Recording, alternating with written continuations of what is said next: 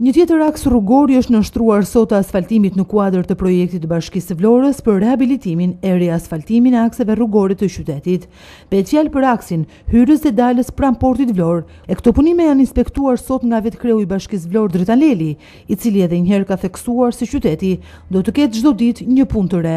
Leli ka thënë se kjo rrugë është edhe pasqyra e qytetit, pasi është panorama e parë që shikon çdo turist që viziton Vlorën. E pikërisht për këtë kjo rrugë është nënshtruar një ndërhyrje në riasfaltim, e ku më herët ka përfunduar dhe gjelbërimi i saj, apo edhe ndriçimi.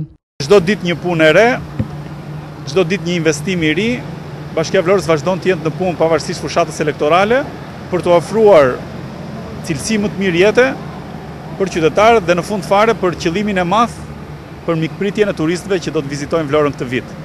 Jemi këtu sot duke asfaltuar rrugën hyrëse dhe dalëse për në portin e Vlorës, që është një sipërfaqe prej 500 metra katror.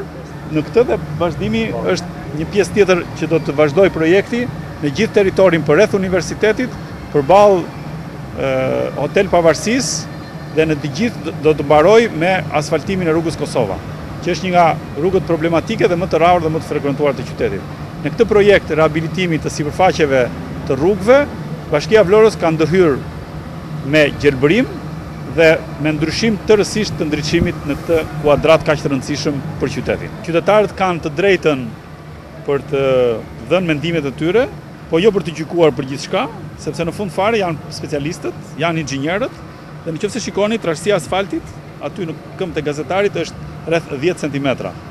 Dhe ky është standard tjetër.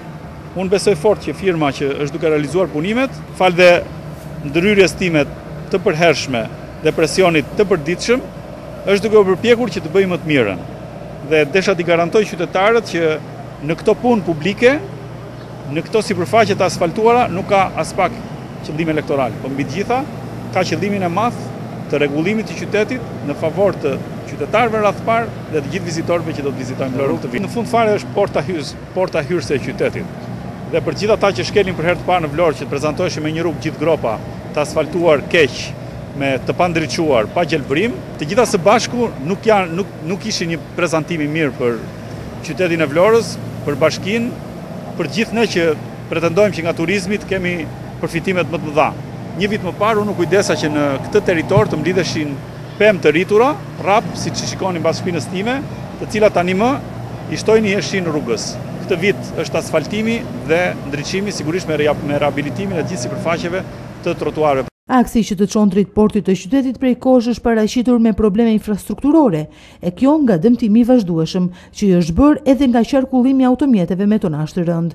Ndërkohë që për të shmangur këtë dëmtim, Leli ka thënë se prioritet i është dhënë dhe cilësisë së këtij asfalti, duke siguruar kështu se jetëgjatësia e kësaj rruge do të jetë e madhe.